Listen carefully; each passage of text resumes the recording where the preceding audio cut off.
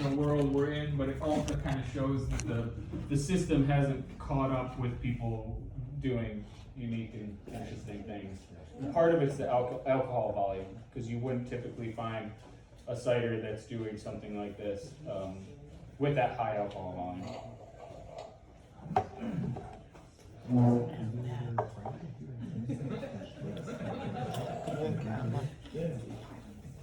And carbonation notes.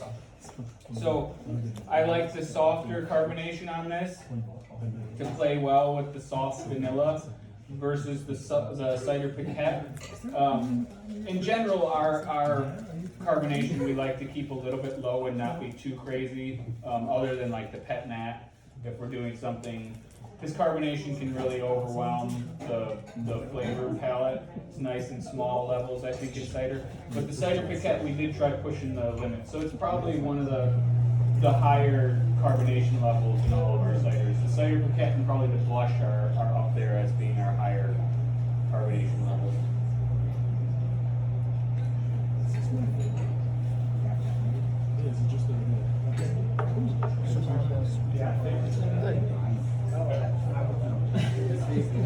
I still have some in the tank without that has the one in barrel. Yeah.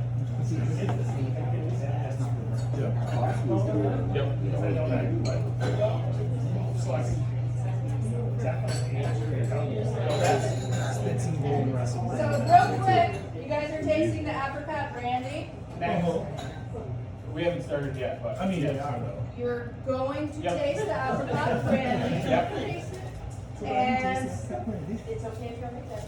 I just wanted to announce it goes amazingly with the baklava that we carry from the baklava shop.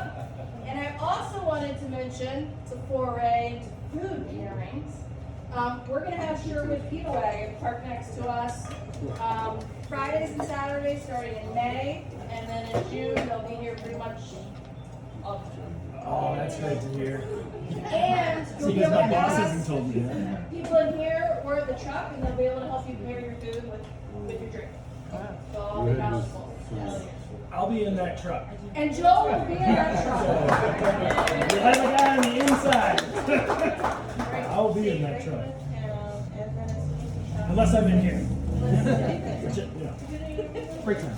Oh, we had beer breaks at the other place. Oh, yeah. So apricot brandy barrel, the reason I added this to the list and the next one was just because it has just a lot going on that's not apple. So it's also a cider that we released before we had our tap room open, so it kind of just got released under the radar, or it may have been released right when we first opened the tap room, and at that point we had like 8 or 10 new ciders. Yeah. So it was just kind of flew under the radar, was on draft for a while, but then went away from draft. So it's been available in the bottle, but if you hadn't tasted it, I wanted everyone in this group to for sure taste it, because it is one of the finer ciders I think we've ever made. I really liked the apricot. Like, I'm not much for, I really usually want to just focus on the apples. But I like the benefit of the apricot brandy barrel. Just like really brings a huge amount of apricot to it, even though there's no actual apricots in it. It's just yeah, it's all from the brandy barrel. The brandy that was in the barrel was absolutely amazing. There was still brandy in it when we got it, so we dumped it out and we're drinking that. Yeah, it was so good. I'm not even sure what that product is, because it was a barrel straight from France. So like a French apricot brandy. I don't know what they call that or what that is, but it's very dessert, super sweet. Probably 25-30% alcohol or something like that. We did it was a bourbon barrel somewhere down the line. Nope, it's French oak. So why can't I mess with it? You can play with that one. You can't play with the rum barrel. Right. So that one is that's the French oak. Never touched any grain. That's one of my favorite ciders. Yep. Dion, do you use those barrels over and over again? Yep. So we have stuff in those barrels right now again. but usually after about 2 uses of the barrels, then we'll start to call them neutral barrels. We'll stop getting the flavor from them, but it's still like a breathable vessel, so we'll still use oak a lot. And actually look forward to the coming years when we have a lot of barrels that aren't actually imposing character on them. It's going to be harder for us to keep track for James of making sure that bourbon barrel doesn't end up in a blend, but I'm pretty good about making sure I label everything. So one of my pet peeves is being very, very specific about the details of what barrels everything came from. But you'll start to see a lot of like neutral American oak barrels or neutral French oak barrels on labels, and those are barrels that are kind of spent at that point. Dion, what's the rule of thumb about how long you actually think it is? I mean, is it 1 round? Is it 2 rounds? No, I mean the apricot brandy barrel, I think it's just trial and error. It just depends on what's there. I think the apricot brandy barrel, based on tasting what's in them now, we might get like 3 uses out of them. And the rum barrels, since they were so heavy the second round, it's possible that what's in them now as a 3rd round is going to have enough character that we would label it. But if we're not getting really any of the barrel character, that specific type of barrel character, not just like wood aged character, because that's a specific thing too, then we'll start to call them neutral. But I'm guessing 2 to 4 uses. If it was a brand new, and so that's already then probably, you know, there's 1 or 2 uses potentially before it gets to us, depending on what it is. So if it's bourbon barrel, it's just been used once. It can never be used more than once, because that's the law with bourbon. It's a wine barrel, it could have been used several times. So it just depends on what the product is coming to. I got a ton of oak that they don't want to make their own barrel. Yeah, that sounds like a He's not a disaster. cooper. After that, you can't say it was a bourbon But we barrel, but there's want to like get you snapped it some all new off. French oak barrels, because I really like the French oak character, which you could, you know, really get from the Balmer's Reserve, if you've ever tasted the Balmer's Reserve. So we'll use staves right now. So the same coopers that are selling the barrels now will sell you just like a full stave that hasn't been, you can get it in many different forms, but they'll sell you the whole stave that's just not on a barrel, and they'll shave it thinner too, so you can have several of them and hang them in tanks and stuff. And it's a better way, better and cheaper way for cider, because of our volume. The cider makers we've talked to that do use brand new French oak barrels, the oak character is so bold and so huge that you might need to blend like 5 to 1 to end up with a drink, you know, something that doesn't taste like you're just chewing on a stick. So for us, that volume is like really, really big. If we had 1 barrel of cider, knowing that we're going to have to blend it with like 5 other barrels just to get the oak character to like go into check. But then 3 or 4 uses of that would then probably be ideal. Like your ideal sweet spot would probably be at your like 3rd use of a new French oak barrel.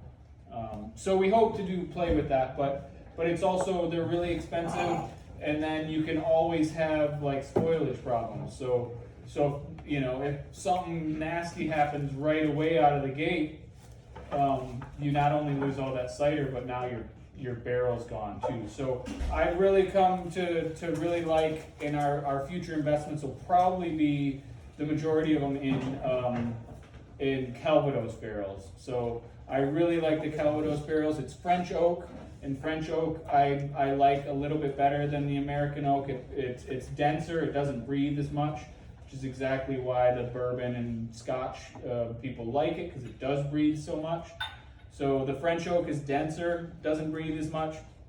But with the Calvados barrel, it's apple brandy, so you're not getting any character that's not appley to begin with.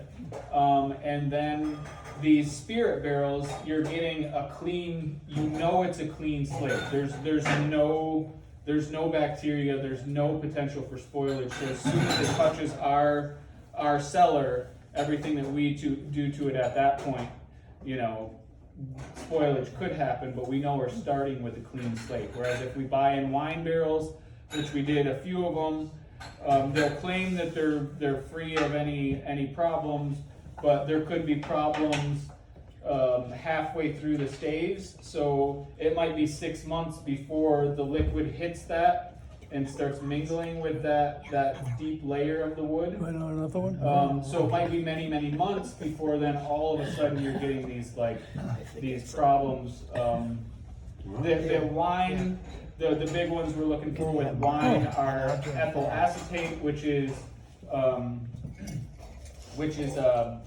like nail polish remover, solventy. It smells like acetone.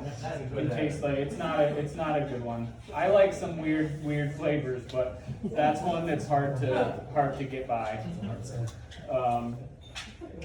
But it's the same thing that you know, plays into acetic acid too. So it's one of the things that are happening with volatile acidity and turning into acetic acid or vinegar.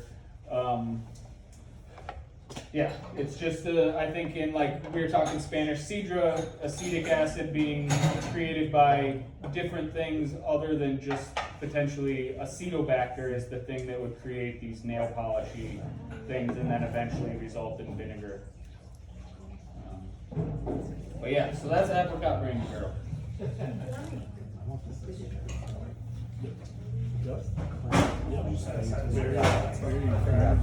What's that? No, we just wanted to switch up the draft, and there's only about 3 kegs.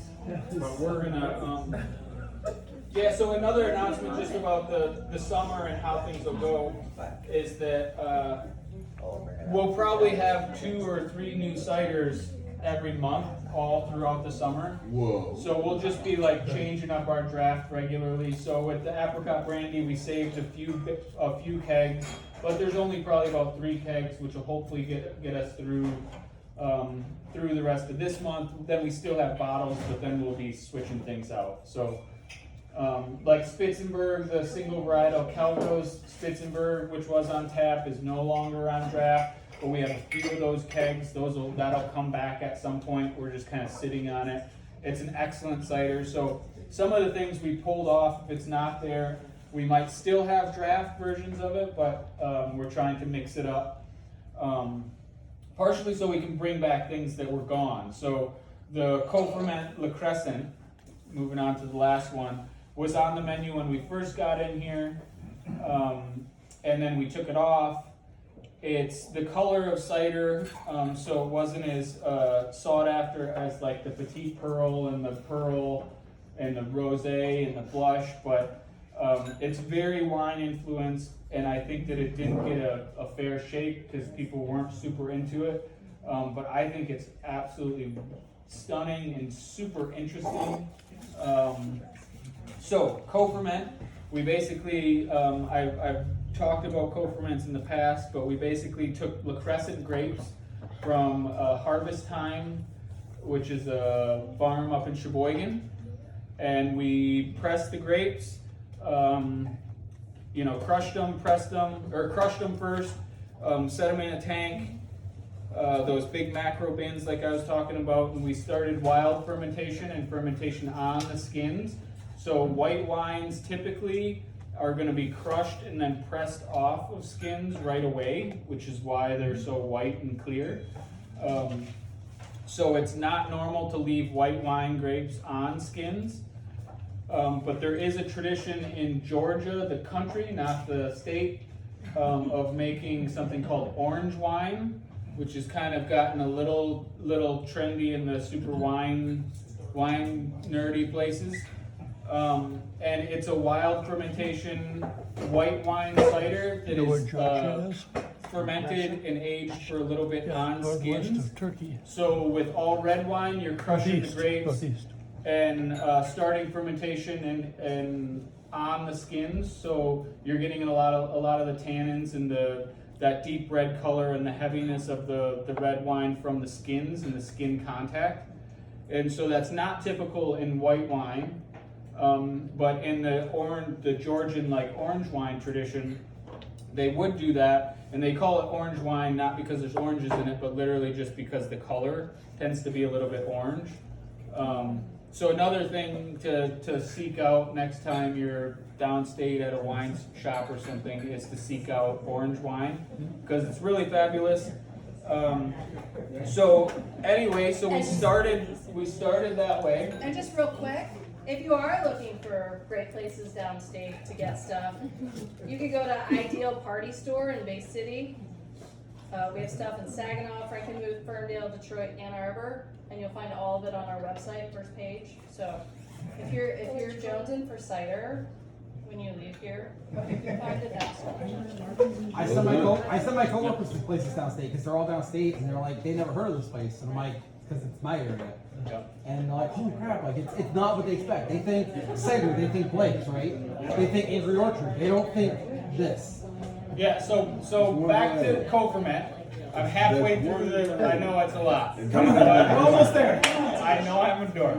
We're right there with you. We're dorks right there with you. All right, now we've got our This is wine. very unlike a lot. We've got our wine grapes in our slurry of, this big bin of smushed grapes and juice.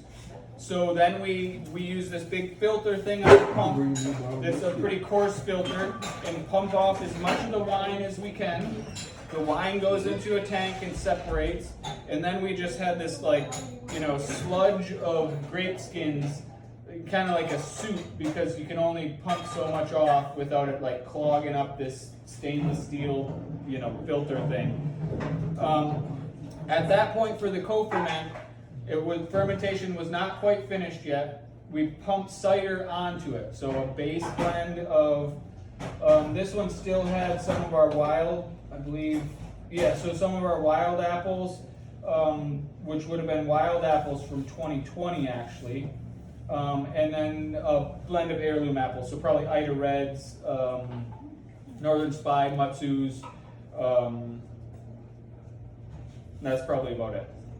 But so we filled it back up with cider and then let the fermentation finish with the cider and what was left of the wine on the skins of the grapes, all wild. So at that point then, it fermented as far as it would go and then got a little finicky and stopped fermentation, so we pitched in a Sauvignon Blanc yeast to try to get it to finish out, because we were really messing with it by stopping fermentation kind of, and then filling the thing back up with cider. It was, it's pretty stressful for the yeast.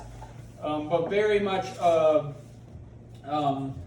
trying to stay a little bit in that tradition of keeping on the skins like the orange wine tradition. At that point, when fermentation finished, we then pumped it off of the skins as much as we could, and then had to press the rest of the skins, and that's what we end up with. And then aged it it was neutral French oak barrels. So it says French oak wine barrels, but this would be an example of where it went into neutral oak barrels. So the stainless steel part of the vessel would have been, the cider was coming from stainless steel. So it was cider that for the most part finished fermentation in that stainless steel, and then was pumped in and mixed with the co-ferment. But if you're not familiar with orange wine, so a lot of the grassy, there's grassy, flowery, I feel like you can taste the seeds from the grape in this. It's very meadowy. I don't know. Like cows? Like meadow, like the flowers in meadow, on a hot summer day. I don't know. Nectar and fragrance. If you get that.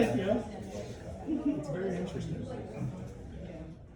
But it's back on the tap, and I feel like it didn't get a fair shot. We are almost out of all the bottles, so obviously some people like it.